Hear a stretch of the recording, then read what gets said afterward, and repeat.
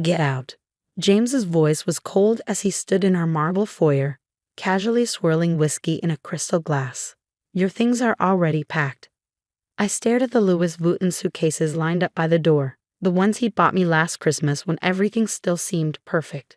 My hands trembled, but I kept my voice steady. So that's it? After 8 years of marriage, you're just throwing me out. He smirked, taking another sip. Come on, Emma. Let's not make this dramatic. We both know this marriage has served its purpose. Your inheritance helped build ClearTech into what it is today. Now that we're going public, I need someone more suitable by my side, someone who understands the tech world. My name is Emma Chen, and at 34, I was watching my life crumble around me. 8 years ago, I'd married James believing in love and forever. He was brilliant but struggling, working on a startup he swore would change the world. When my parents died in a car accident 2 years into our marriage, leaving me their life savings and family business shares worth $3 million, I didn't hesitate to invest it all in his dream. You mean someone like Melissa? I asked, thinking of his 25-year-old head of marketing who'd been spending more and more time at our house lately. The way she looked at him during dinner parties, how they always seemed to be having late meetings. James's smile widened. Melissa understands vision. She gets what it takes to build something revolutionary. He gestured dismissively with his glass. You were great for the early days. The supportive wife, the generous investor. But ClearTech is worth $100 million now. We're playing in the big leagues. I looked around our mansion. The sweeping staircase, the chandelier that cost more than most cars. The art I'd carefully selected to make this place feel like home.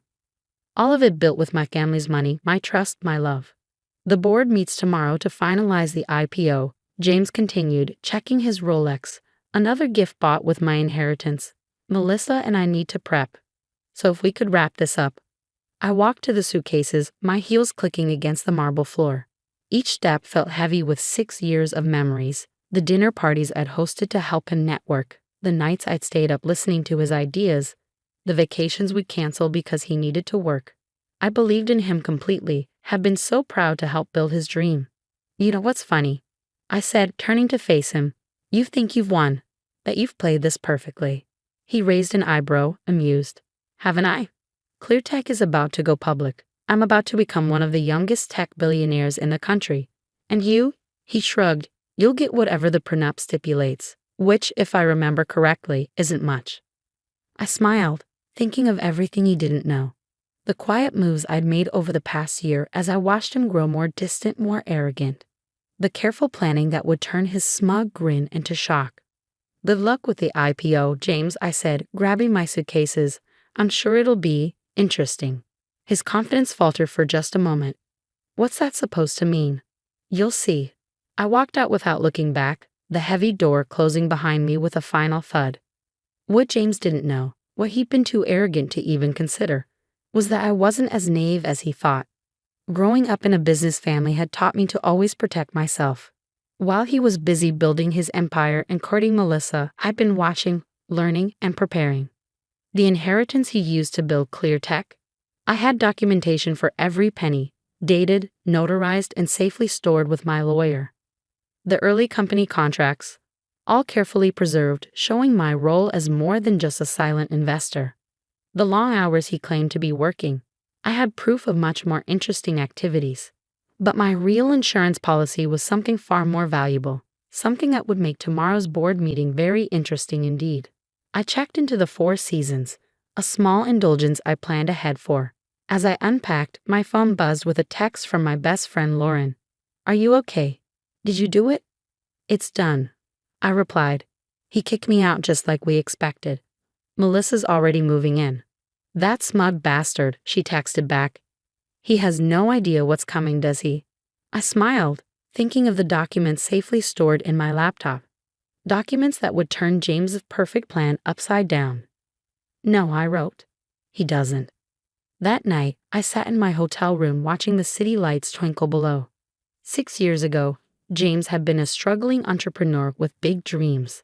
I believed in those dreams, had wanted to be part of building something meaningful. The $3 million from my parents had seemed like fate, a way to honor their memory by helping create something amazing.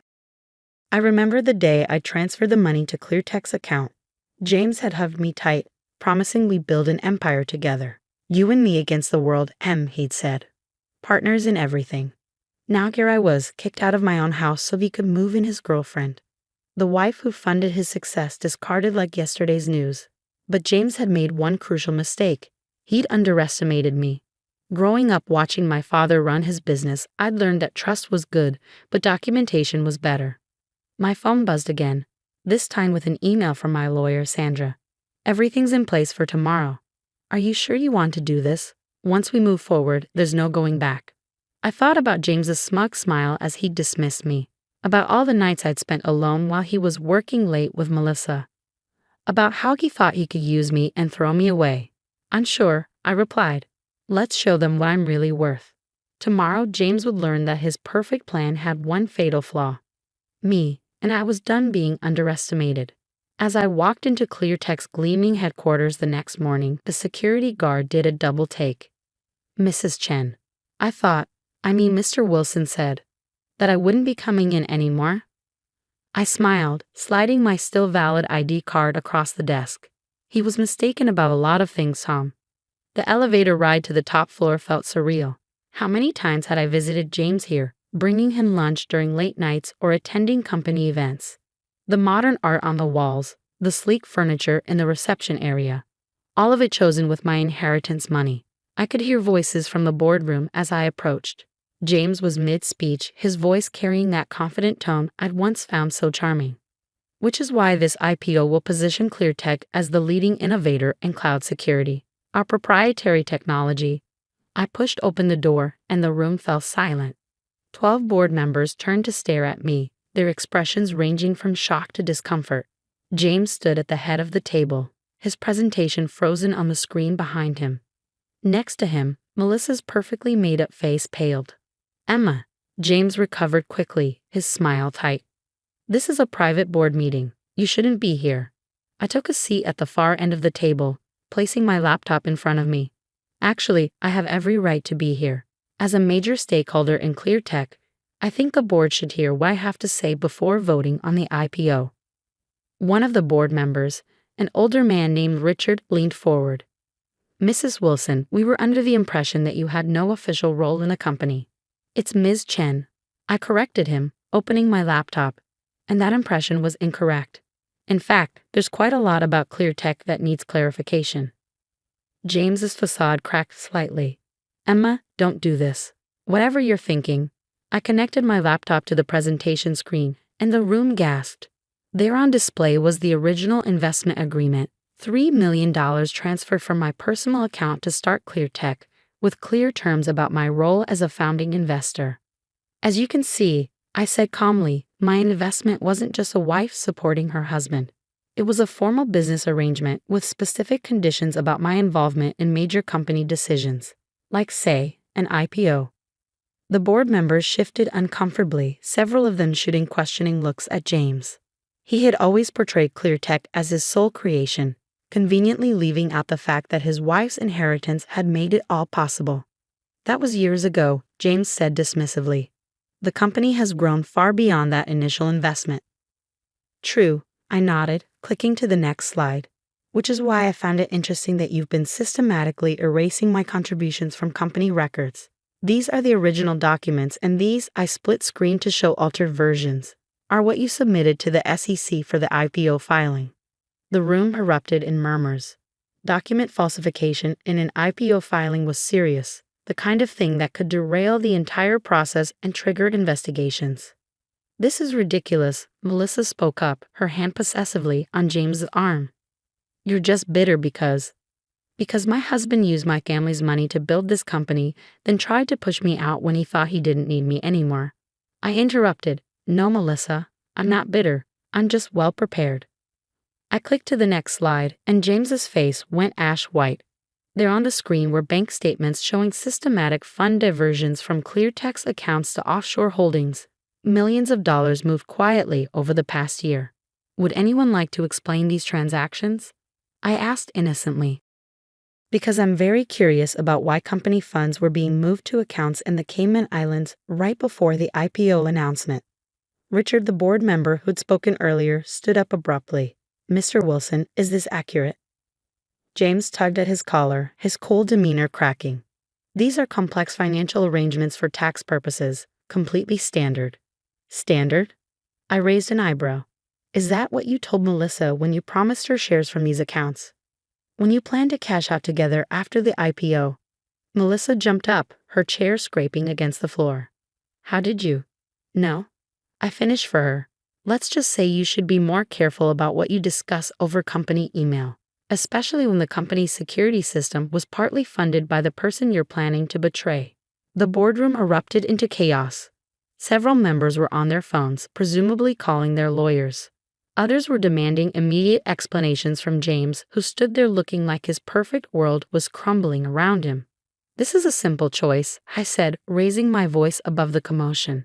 Either we postpone the IPO and restructure the company leadership to reflect its true ownership, or I take this evidence to the SEC. Your call.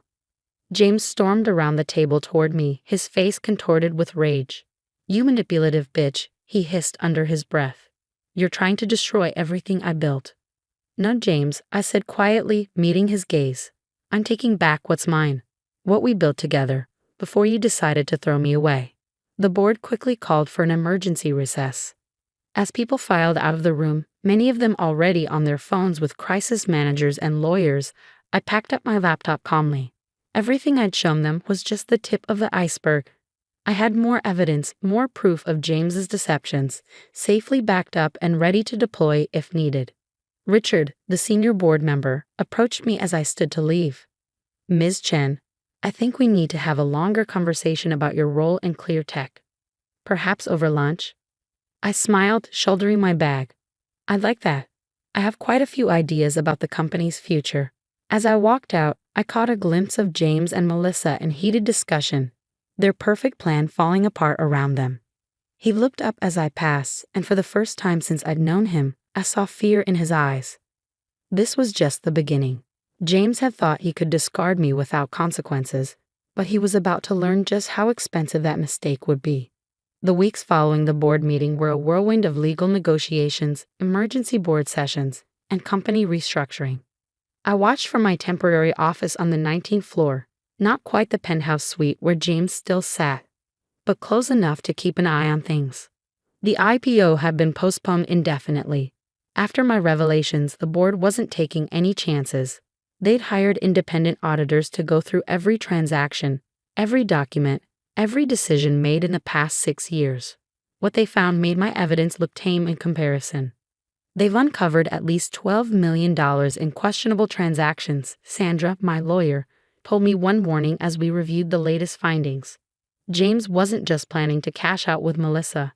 He was setting up a parallel company structure. He was going to use the IPO money to start fresh, leaving ClearTech as an empty shell. I sipped my coffee, looking out over the city skyline. And Melissa? Any word from her legal team? Sandra smirked. She's singing like a canary, turned over everything. Emails, texts, recorded conversations. Apparently, she's not as loyal to James now that his perfect plan has fallen apart. I wasn't surprised. Melissa had always been ambitious, but her loyalty extended only as far as her own interests. Once she realized James couldn't deliver the wealthy future he promised, she'd switched sides quickly. The press had been having a field day with the story. Tech CEO's IPO dreams crumble amid fraud allegations, read one headline. ClearTech founder's wife exposes $1 million deception, screamed another. James' reputation in the tech world, once golden, was now thoroughly tarnished. But I wasn't interested in revenge, I wanted justice. The board had been surprisingly receptive to my proposals for restructuring the company. With James's credibility destroyed and the threat of SEC investigations looming, they were eager to find a stable path forward. The board meeting's in an hour, Sandra reminded me, gathering her papers. Are you ready? I nodded, straightening my blazer. More than ready. The boardroom looked different now. The same sleek table, the same floor-to-ceiling windows. But the energy had changed. James sat at the far end, his usual confidence replaced by barely contained anger. His lawyer whispered something in his ear as I took my seat. Richard called the meeting to order. As you all know, we're here to finalize the leadership restructuring of ClearTech. Following the independent audit and extensive legal review, the board has prepared a resolution. I kept my expression neutral as he read through the terms. James would step down as CEO, though he retained a minority stake in the company. The offshore accounts would be frozen and investigated. And most importantly, I would be installed as executive chairperson, with final say over all major company decisions. This is insane, James burst out, standing up. You're giving her control of my company? Our company, I corrected him quietly, built with my family's money, my support, and my trust. Money you tried to steal, support you abused, and trust you betrayed. The board members shifted uncomfortably, but no one spoke up to defend James. They'd all seen the evidence, all realized how close they'd come to being implicated in his schemes. The resolution is fair, Richard said firmly. Ms. Chen's investment and early involvement were instrumental in building ClearTech. Her recent actions protected not just her interests, but those of every shareholder and employee. The vote was quick and decisive. 10 in favor, 2 abstaining, none opposed. Just like that, control of ClearTech passed to me. As people filed out of the room, James approached me, his face dark with fury. Congratulations, he spat. You've destroyed everything I worked for. I stood up slowly, gathering my things. No, James, I saved what we built together. You're the one who tried to destroy it with greed and lies. You think you can run this company, he sneered. You don't know the first thing about tech. I know about loyalty, I replied. About building trust and keeping it. The technology might be complex, but the principles of good business are simple, something my father taught me long ago. I walked to the door, then turned back for one last look at the man I'd once loved so completely.